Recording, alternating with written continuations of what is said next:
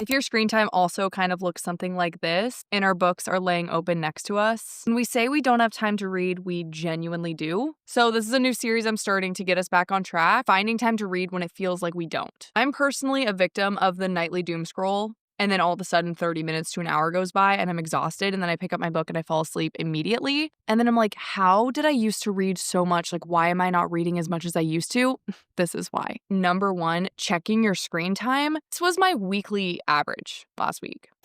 Like, something has got to give, right? Like, even if I cut that in half, do you know how many pages that would be? Hundreds of pages. I do go on TikTok, edit videos. I'm on there for like a lot more reasons than just to scroll. But if I cut out a good portion of that scrolling, we're talking hundreds of pages, which turns into a lot more books and a lot less time on my phone, which would just be phenomenal. My second one is for all my 9 to 5 people. If you work 9 to 5, 9 to 6, you probably have a cutout during the day where you can take a break. Sometimes those breaks are 10 minutes, sometimes they're 30 minutes, and sometimes they're an hour. Obviously, you have to eat, you have to get your stuff done, you have to relax, but there's at least a couple minutes in those longer breaks that you could spend reading. Even if it's 10 minutes, let's say 10 pages. Over the course of a 5-day work week, if you read 10 pages during your lunch break, that's another 50 pages you'd have done at the end of the week. And then if you upped your goal to 20 pages or around one chapter, you'd have 100 pages plus done in a week. Minutes that you probably would have spent kind of just dilly-dallying. And another area where I think we miss time to read, I always get to work like 30 minutes early, mostly because I do a lot of talking at my job and I like to just have a minute to like decompress, have a moment for myself.